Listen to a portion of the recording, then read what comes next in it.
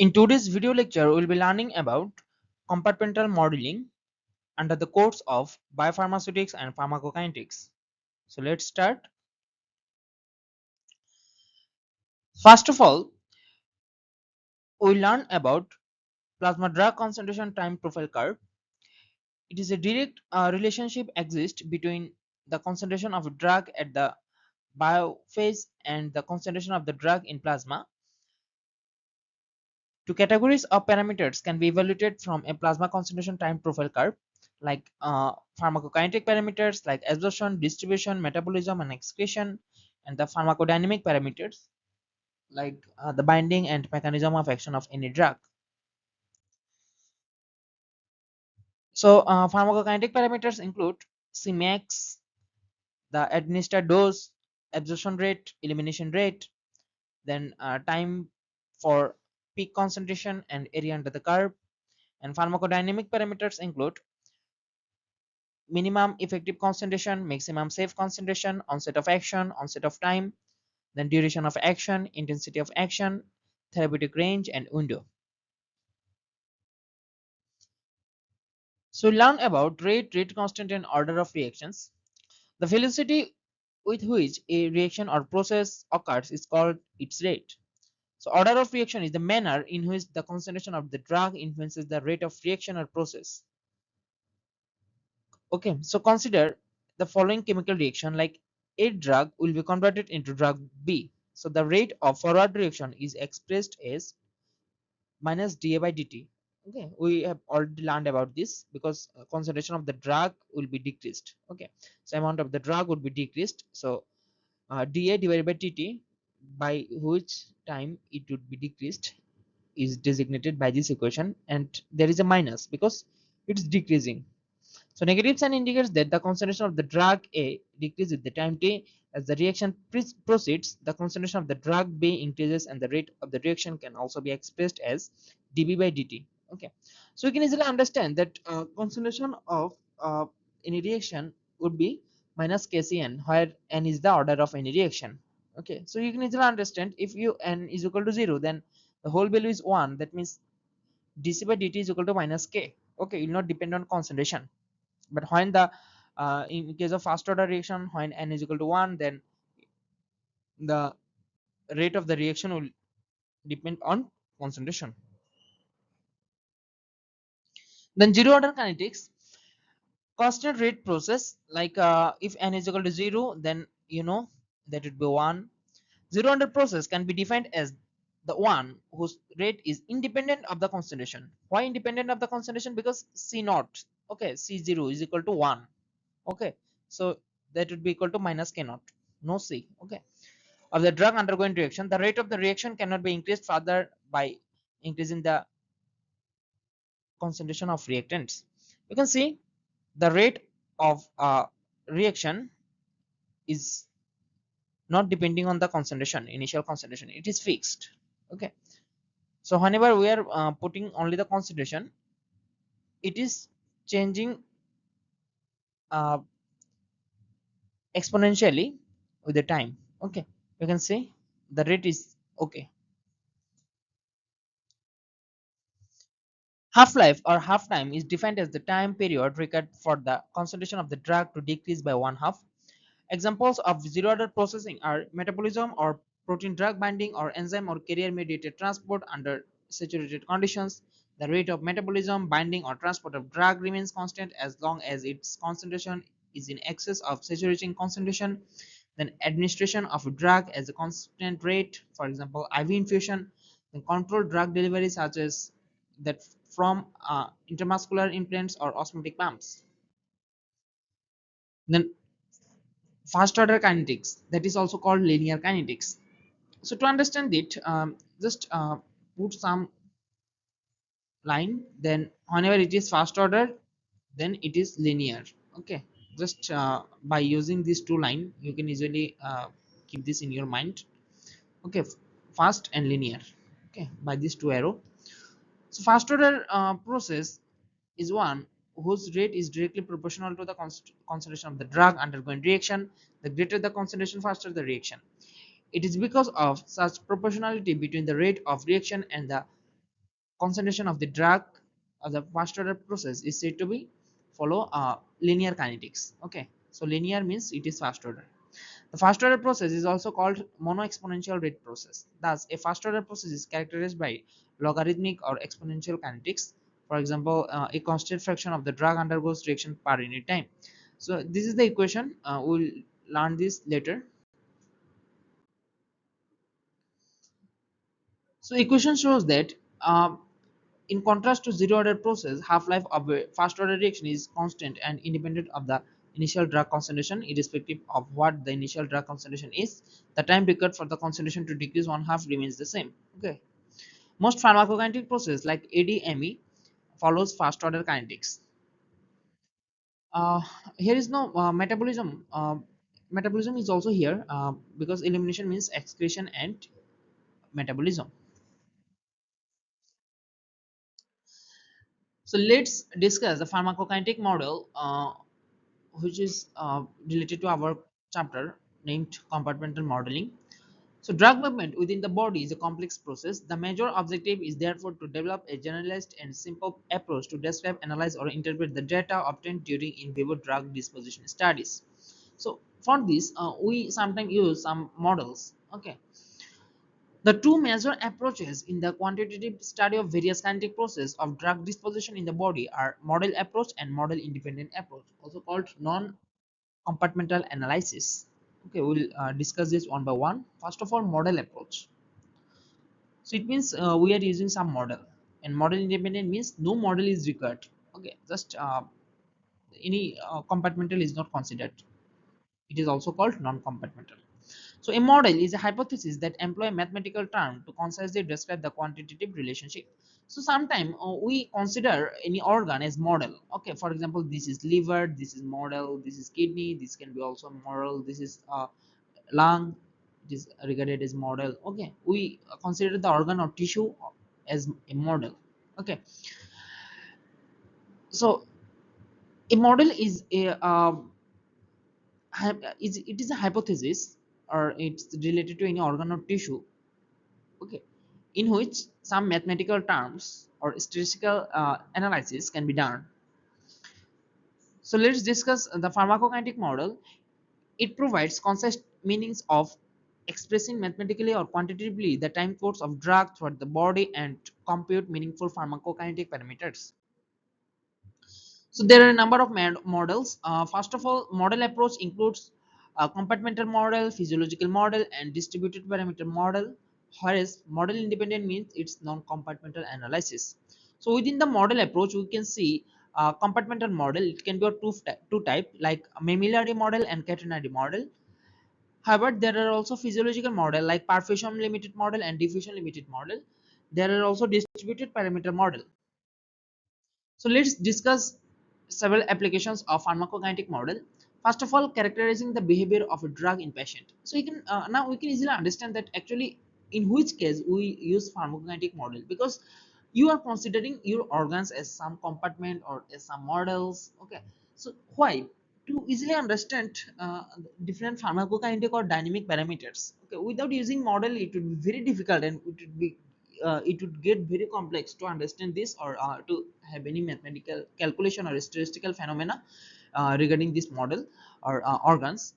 So easily pharmacokinetic model, its application is everywhere in biopharmaceutics and pharmacokinetics. Okay, then predicting the concentration of the drug in the body fluids, predicting the multiple dose concentration curve from single dose experiments, calculating the optimum dosage regimen for individual patients, evaluating the risk of toxicity with certain dosage regimen, correlating plasma drug concentration with pharmacological response, evaluating the bioequivalence or bioequivalence between different formulations of the same drug, estimating the possibility of drug or metabolites accumulation in the body, determining the influence of altered physiological disease state on drug ADME, explaining drug interaction.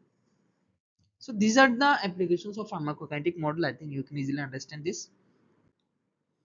Now let's discuss the different compartmental models. Compartmental analysis is commonly used to estimate the pharmacokinetic characteristics of a drug. The compartments are hypothetical in nature. The body is represented as a series of compartments arranged either in series or parallel to each other. The compartments are hypothetical in nature. The body is represented as a series of compartments arranged either in series or parallel to each other, then communicate reversibly with each other. So in this case, actually compartment is regarded in a uh, organs. I think organs are represent a series of compartments. Okay, this is can be of parallel, or it can be one by one, whatever it is. Okay, each compartment is not a real physiological or anatomical region and considered as a tissue or group of tissue that have similar drug distribution characteristics, similar blood flow or affinity. Okay, so by this you can easily understand that actually whenever we'll see in upcoming slides that this is a compartment. Okay, this is a compartment. So you may think that every organ is like a compartment. Actually this is not true. Okay, for example, there is three compartment. Okay, this compartment means those organs or those tissues which contain a lot of blood vessels or highly perfused. Okay, these components are those organs or tissues that contain medium level of plasma or blood. Okay, and these compartments are those tissues which actually receives very low plasma. Okay, highly perfused, intermediate perfused, and low perfused organs. Actually these all highly perfused organ like liver, kidney, heart, lungs, these are very highly perfused organ. Okay, but if you consider the low perfused organ like adipose tissue, muscle, bone, these are very low perfused organ. So uh, actually each compartment is not a real physiologic or anatomic region and considered as a tissue or group of tissue that have similar drug distribution characteristics. Okay, then every organ, tissue, or body fluid that can get equilibrated with a drug is considered as a separate compartment. The rate of drug movement between compartment is described by first order kinetics. The rate constant are used to represent to entry and exit from the compartment. So it can be of two types like mammillary model and catenary model. So we'll discuss this one by one. First of all, mammillary model. Okay, it consists of one or more peripheral compartment connected to the central compartment. Okay, so central compartment and peripheral compartment. So for example, let's just think, this is central compartment and the peripheral compartment would be connected via like this. Okay, like this arrangement. So this central compartment, as you know, this would be heart and cardiovascular system and blood vessels where it is connected to other tissue. Okay, this can be lung, this can be kidney, this can be your liver, this can be your other muscle tissue, or this is your adipose tissue. Okay, so according to this mammillary model, there is a central compartment which is usually very highly perfused organ like lungs, liver, kidney, and these are the low perfused organ like adipose tissue, bone. Okay, these are the organ.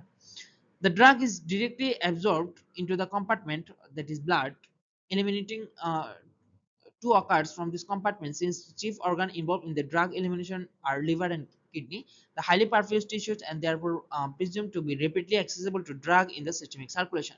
So this central compartment is usually plasma or blood or highly perfused organs. Okay, the peripheral compartments are like those low perfused organs. The peripheral compartments or tissue compartments denoted by 2 and 3 are which low vascularity and poor perfusion. Okay, so this is important. You can easily understand if you see upcoming slides. You can see these slides. This is a mammillary model. So how you can see some kittens are receiving milk. Okay, so this is a central compartment. Okay, these are the peripheral compartments. If you understand it, you can easily get the point. These are the peripheral compartments. Okay, so these peripheral compartments are directly connected to which are directly connected to this central compartment. Okay, so this is central compartment and these are peripheral compartment. So what includes central compartment? Central compartment includes the highly perfused organ or tissue. Okay, so this is called mammillary model. So actually if you want to know about more about this mammillary model, actually what is mammillary? Mammillary means something like nipples. Okay, uh, we can see here that these are shaped in that way that this is the central one and these are the peripheral one, just like this. Now there is another model, that is catenary model. So what is catenary? If you know the meaning of this word catenary, then you can easily understand. Catenary means in chain. Okay, chain means something uh, like a train. Okay, this is one compartment. Okay, this is another compartment, this is another compartment, there is three compartment, there is two others, but they are connected like a train. Okay, like a series. That means catenary model justifies that the organs or the compartment would be connected like series. Okay, these are the major differences between mammillary and catenary model. So under the mammillary model, so this is under mammillary model. Okay, I will discuss now mammillary model. What did I say? In mammillary model, usually they are arranged as like they are not series. Okay, these compartments are not in series. Okay, so for example, there would be a central compartment. Okay, for example, this central compartment is one, and there would be a peripheral compartment. Okay, suppose this peripheral compartment would be two. Okay, there can be more other peripheral compartments. Just think, there is a central compartment one, there is a peripheral compartment two and three. Okay, there is a central compartment one, two and three. Okay, central compartment one, two. Okay, so these are like a mammillary model. Now we can see there are one compartment model. So one compartment means there is only one.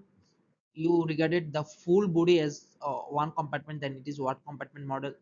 Okay, then two compartment, when you have two compartment like blood or central compartment and the tissue or tissue compartment, then it is two compartment. Okay, so this is also two compartment, this is also two compartment. But there can be also three compartment model. Three compartment means there would be central compartment and two other tissue compartments. Okay, so these are three compartment model. So I hope you easily understand one, two, and three compartment model. Now another time is intravenous administration. So what is intravenous administration? In intravenous administration, drug is directly absorbed in the plasma. So you know these one are plasma, so they would not have any absorption. Okay, so there is no absorption. But whenever it is oral by extravascular route, then it is having absorption. Whenever anyone is extravascular route, then it is having absorption. You know, this is the absorption. Okay, whenever it is having extravascular administration, then it is having absorption. So this is the absorption phase. But whenever it is having intravenous, so no absorption. You can see no absorption here. Whenever it is intravenous, then no absorption occurs. So I think now you can easily understand this. So let's discuss this catenary model. You know, one, two, three. They are arranged in one by one. Okay. In this model, the compartments are joined to one another in a series like compartments of train. This is, however, not observable physiologically or anatomically, as the various organs are directly linked to the blood compartment. Hence, this model is rarely used. So this is mammillary model and this is catenary model. I think you can easily understand this now.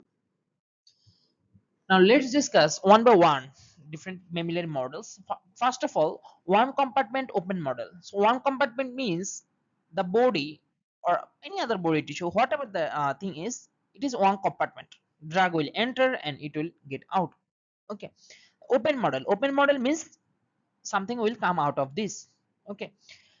So instantaneous distribution model, it is also called instantaneous distribution model. So the term open indicates that the input and output are unidirectional. Okay, so whenever it would be closed, then it would be bidirectional, and the drug can be eliminated from the body. Depending upon the rate of input, several one compartment models can be identified, like one compartment open model for IV bolus administration, for continuous IV infusion, for extravascular administration like zero order absorption, and for extravascular administration like fast order absorption. So we'll discuss this one by one. I think you already know about IV bolus. Okay, it is single dose. Then IV infusion, it is a bigger dose which is applied hours after hours. So first of all, intravenous bolus administration. You know why bolus dose is given?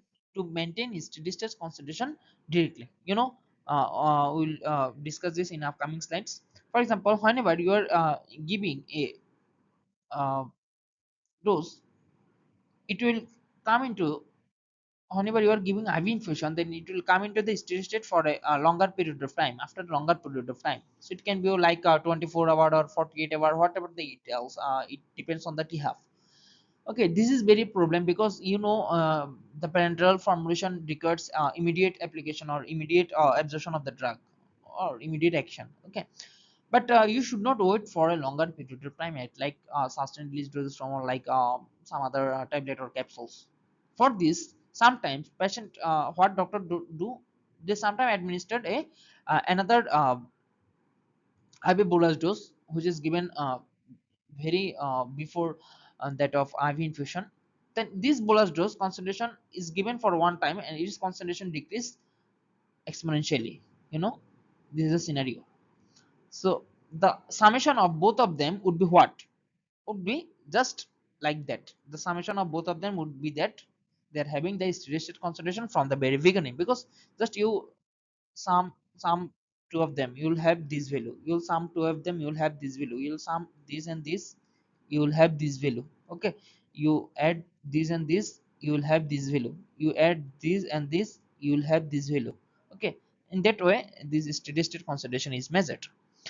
So when a drug is distributed rapidly in the body, it's given in the form of repeat intravenous injection like bolus or slug. It takes about 1 or 3 minutes for complete circulation, and therefore rate of absorption is neglected in circulation. You know, in case of IV bolus administration, we can easily eliminate this. Okay, this can be eliminated. Why? Because rating is very frequent. Okay, it's very fast. Okay, within 2 or 3 minutes you will achieve this. So actually this time doesn't matter. So we deleted this and we will only kept rate out. So rate of out means kex, as we know. Then you can easily derive the equation.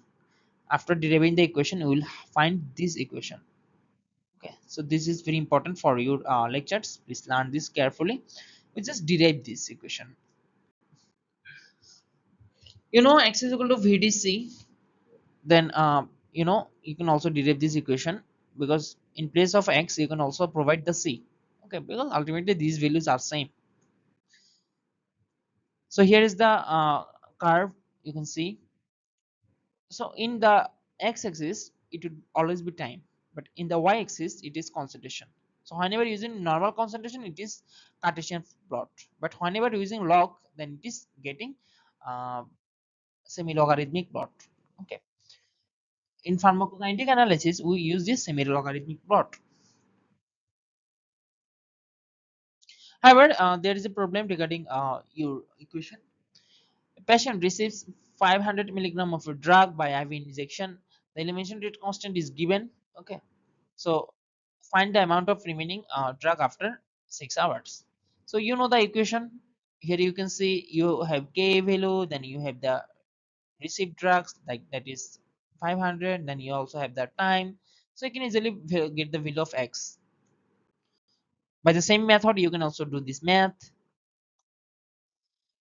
However, let's discuss the elimination half-life by using the equation. You can also derive this. So biological half-life, it is defined as the time taken for the amount of the drug in the body as well as plasma concentration to decline by one half of its initial value. Then the clearance. We have discussed this in previous lecture. Clearance is equal to rate of elimination divided by plasma concentration. However, now we learn about intravenous infusion. So for that time, we have also already learned about uh, one-compartmental model for intravenous IV bolus drug, and now we'll learn about IV infusion. So repeat IV injection is unsuitable when the drug has potential to precipitate toxicity, when a stable concentration of the drug in the body is desired. In such a situation, the drug is administered at a constant rate by IV infusion. The duration of the constant rate infusion is usually much longer than the half-life of the drug. Advantages of zero-order infusion of drug include ease of the control of rate of infusion to fit individual patient needs, prevents fluctuating maxima and minima plasma level, desired especially when the drug has a narrow therapeutic index. Electrolytes and nutrients can be conveniently administered simultaneously by the same infusion line in critically ill patients. At any time during infection, the rate of exchange in the amount of the drug in the body, the dx by dt is the difference between the zero order rate of the infection and the first order rate of elimination. So this is zero order infection rate and this is first order elimination, because elimination is will always be first order. Okay, and infusion rate will be zero order because it's in constant rate. So after integration you will find out this. Then this equation is important. Please try your best to keep this equation in your mind. R by kvd 1 minus e to the power minus kt. So utilizing this equation will perform math. So notice this carefully. For example, regarding any infusion, steady state concentration is reached. Okay, is reached in that way. This is regarded to any IV infusion. But whenever infusion is stopped, its concentration will be decreased exponentially as like that of first order kinetics. Okay, so that means in that site, which calculation or which equation would be followed, this pathway will follow this equation. C is equal to C naught e to the power minus kt. This is the pathway of this equation. This is the CP. We have already did this calculation. So this curve will follow this. But what about this curve? This curve will follow, we have already did that CP is equal to R naught minus KVD.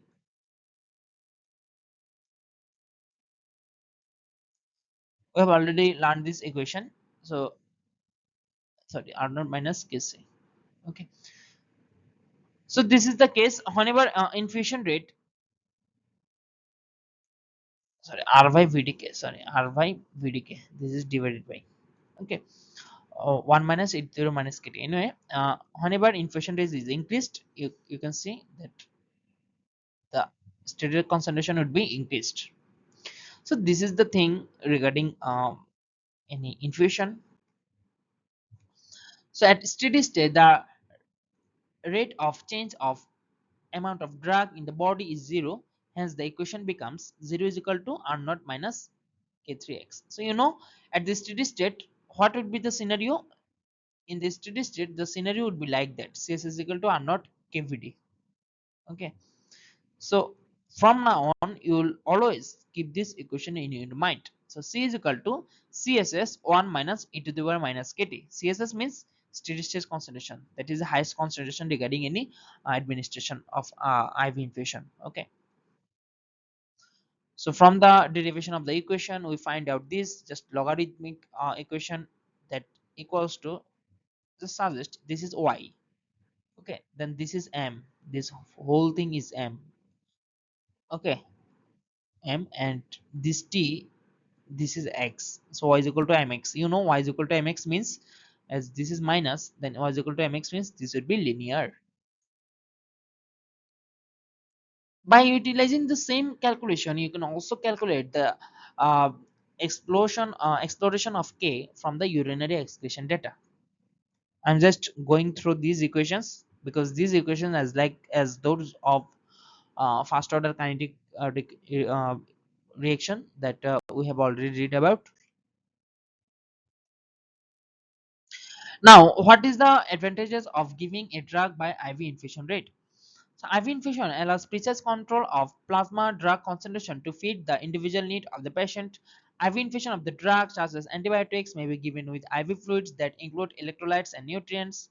The duration of the drug therapy may be maintained and terminated as needed using IV infusion. So we have already read about this. R and 2R. You can see that time to reach the plasma concentration. In that time, plasma steady state concentration has been reached. You can see. Same in that time, steady state concentration has been reached. You can see here. That means if you increase this for 3 times, what will ultimately happen? This will be like that.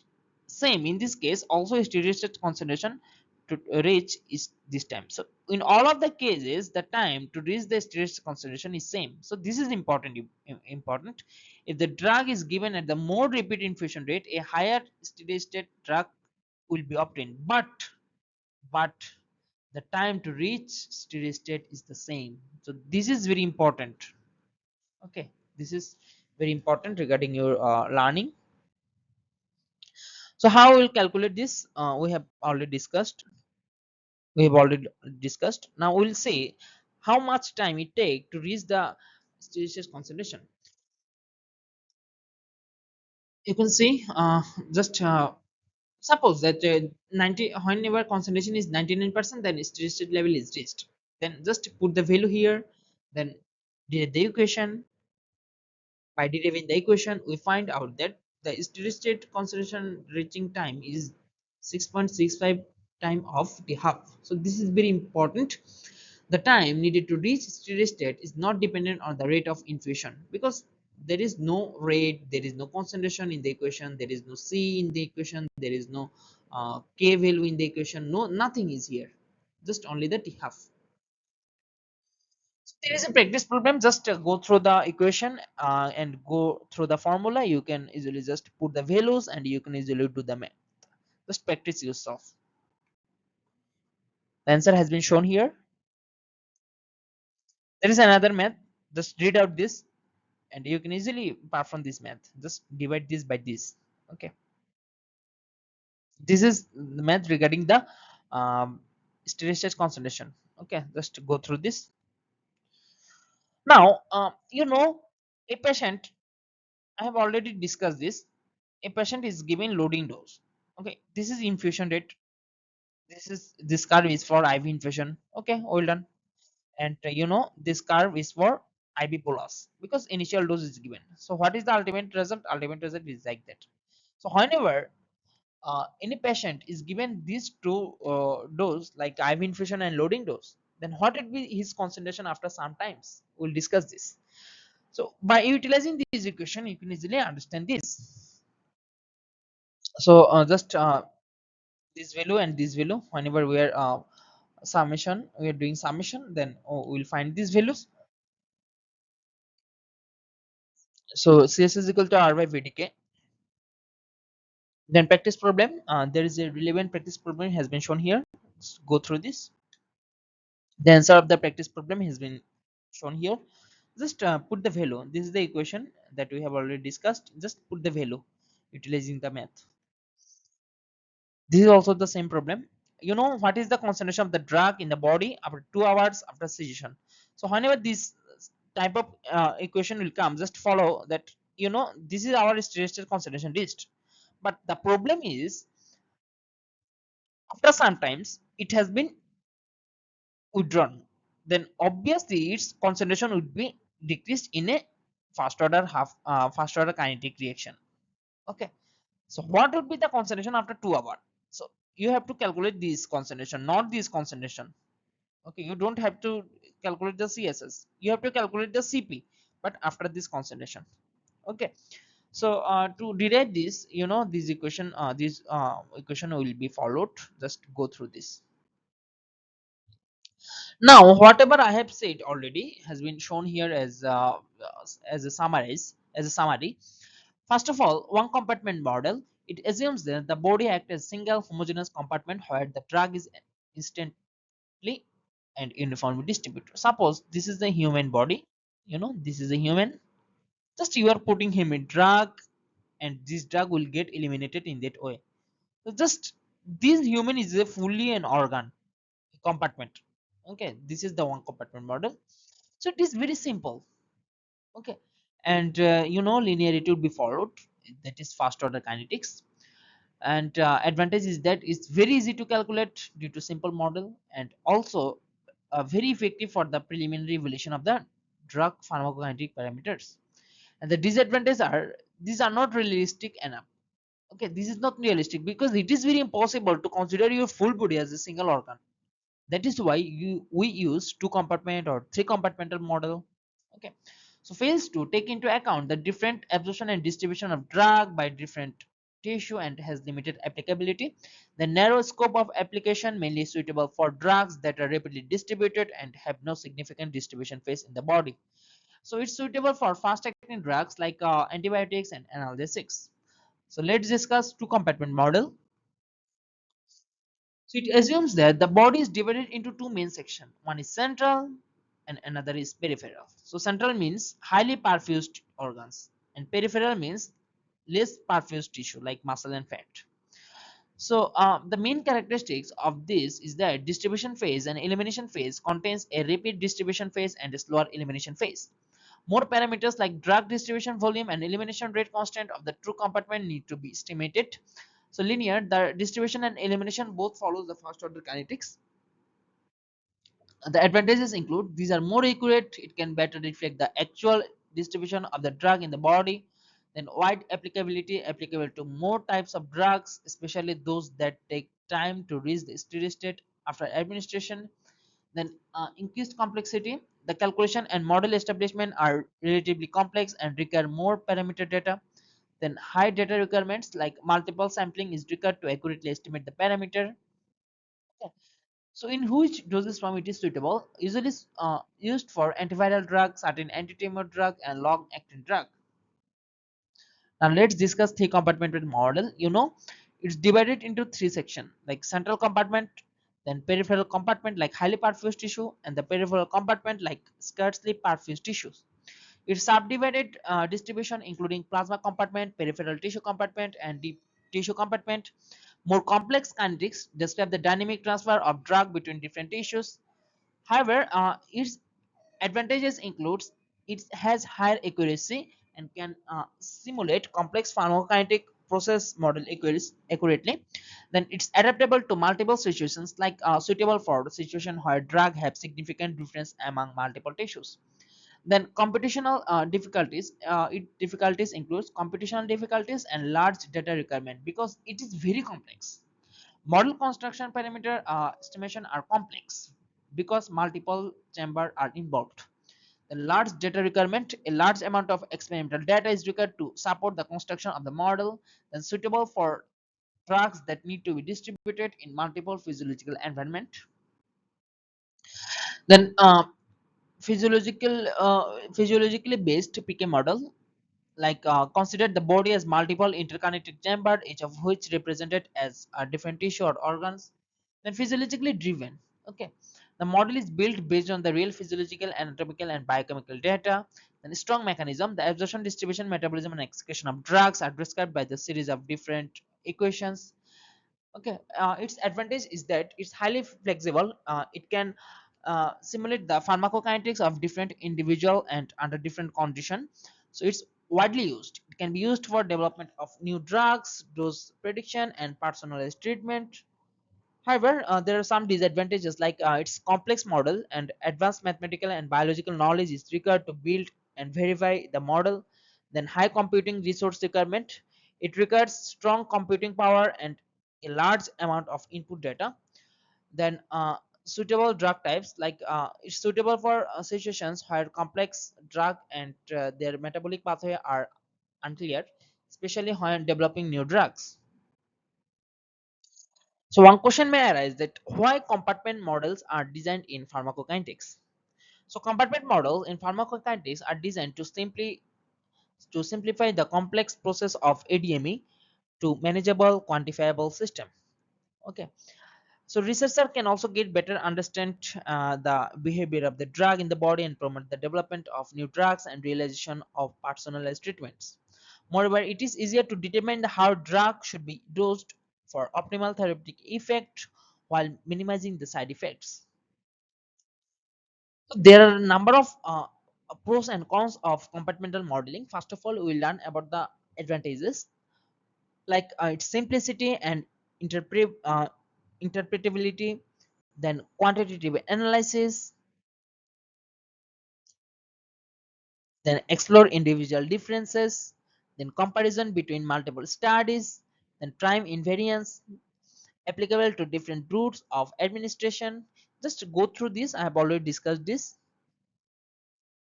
However, there are a number of limitations like limitations of model assumption. The one compartment model has poor accuracy because it assumes that the drug is evenly distributed throughout the body. Okay, then complexity of non-closed system.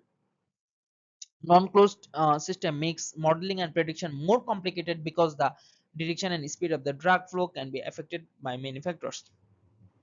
Then obviously biological variability. Okay, this is an important consideration. Then competition and complexity. then dependence of data quality, then limitation of dynamic changes. So just go through this. I've already discussed this.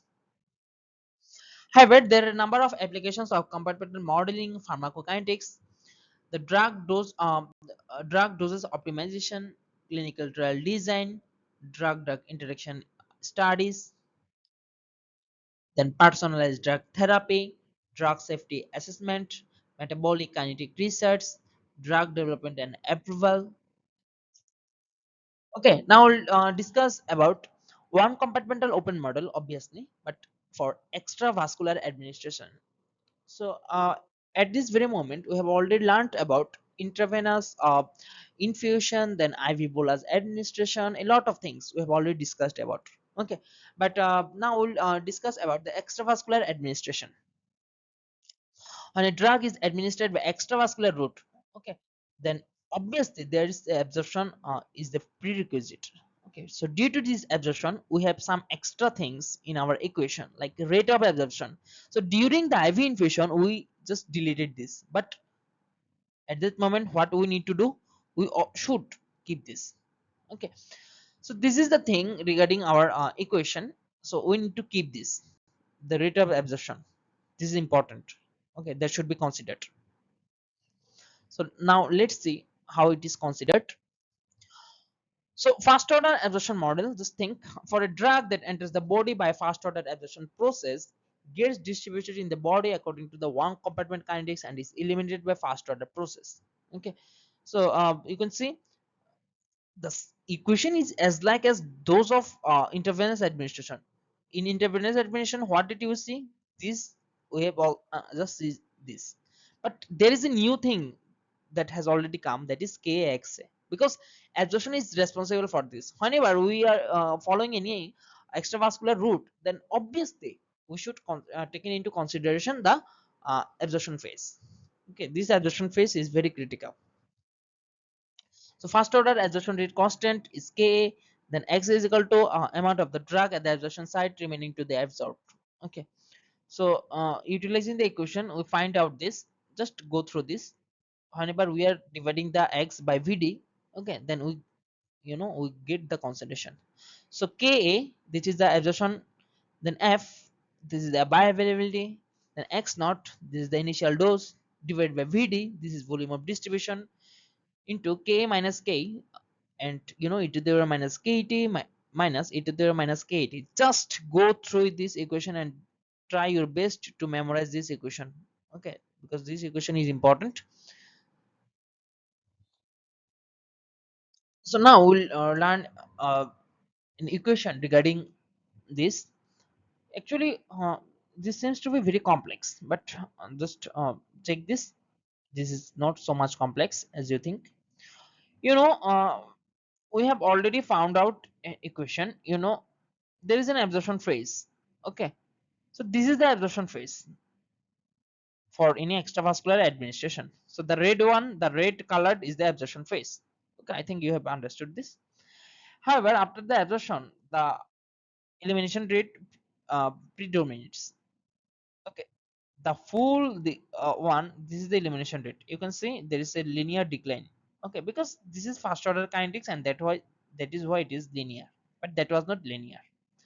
Okay, so this green phase usually determines your first order elimination. So its slope would be minus k by 2.3. Okay, this is very applicable. Now what we need to do, it is eliminating in that way that, just imagine if you give this in the IV administration, that in which position it would interact, this in this position that would get interact, okay, with the y-axis, and this position is called log a value. This is the y is equal to mx plus c. This is the c value, nothing else. This is the c. Okay, this is the intercept. You know what is intercept means? Just imagine that this is the equation. Okay, whenever you are just drawing like that equation, then this is the intercept. This is the intercept. Okay, so that means in our math, this should be the uh, interception. Then back extrapolated terminal portion of the curve. So whenever it is back extrapolated, then at any time point, the lag time will interact with the elimination rate curve. Okay, so this is the lag time. So lag time means the time to which drug has absorbed. Okay, because whenever you are taking the drug, it is coming into the blood. Okay, so whenever all of the drug would get available in the blood or plasma, then the time is called lag time, because this time is not necessary for understanding your pharmacokinetic data. Okay, then utilizing the lag time, in which position that has interact, just get a line. Okay, this is the slope. Okay, this is the slope, and this is called the absorption. So this is actually the residual line. Okay, so what is residual, uh, um, now learn this. You can see the c slash, okay, the back line. Okay, so this is log a minus ket. So how this comes? Actually, this comes, the log a means the full value. The full value has been considered as log a, because this a means ka fx not divided by vd into ka minus k, very very large one. So that was why, to simplify this, we have used log a. Then two compartmental open model. You know, for intravenous bolus administration, for IV bolus of the drug that follows to compartmental open model, the decline in the plasma concentration is by exponential. So by exponential means it will have some absorption phase, and it will also have some distribution phase. So for absorption phase, if it is A, just think absorption phase A. Okay, A e to the 1 minus kt would be one type of kinetics. And the elimination phase, for the elimination phase, it would be what? It would be like a B e to the 1 minus beta t. So beta t means beta is elimination. Just get through this. For this we have keep the alpha, a y to the minus alpha t minus e to the 1 minus beta t. So this is the main thing. Initially the concentration of the drug in the central compartment declines rapidly. This is due to the distribution of the drug from the central compartment to the peripheral compartment. This phase is called distributive phase. After some time, a pseudo distribution equilibrium is achieved between the two compartments, following which the subsequent loss of drug from the central compartment is slow and mainly due to the elimination. The second slower rate process is called post distribution and elimination phase. You can see the central compartment and peripheral compartment. Changes in drug concentration in the central and peripheral compartment after IV bolus of the drug in the two compartment. Okay, you can easily also calculate the residual from this equation. So this shows the k12 k21. Okay, so what does it mean? 1 2 means from 1 to 2 the drug has transferred. 2 1 means from 2 to 1. Okay, so just go through this. Now we can see the residual, how we calculate the residual. So whenever for IV bolus administration, regarding the two compartmental model, two compartmental models means two types of thing would be followed. So we can see here that log a, this is it is having absorption phase. Okay, this thing, this is the elimination. Okay, this is the elimination phase. Okay, now what will you do? We'll just get through here. So what we'll get? We'll get the intercept. Okay, so back extrapolated terminal portion of the elimination phase, okay, to plasma concentration curve, log C value, then residual value, residual line has been shown here. Okay, so these are the things. So how residual is measured? So residual is measured just by subtracting this, log CR. This is means the residual concentration. So how would get the residual concentration? Just if you decrease the elimination from the from the elimination, you will get the residual. Okay, the actual concentration divided by elimination. So log A minus alpha t by 2.3 by exponential plasma concentration time carved by the method of residuals for a drug that follows to compartmental kinetics like IV bolus administration. Okay, so how this alpha and beta comes? Alpha and beta comes from the equation, like the concentration would be our absorption into e to the power minus alpha t, then b means our intercept of b into e to the power minus beta t. Okay, So this is the equation. So you can easily understand two-compartmental open model in which intravenous infusion and extravascular administration fast order absorption has been shown. You can easily now get the figure. This is elimination. This is the absorption. Okay. So whenever any absorption is taking place, then we know the equations. So now let's see non-compartmental analysis. As the name suggests, it is also called model independent method that doesn't trigger the assumption of specific compartmental model. This method is however based on the assumption that the drug or metabolites follow linear kinetics, and on the basis the technique can be applied to any compartment model.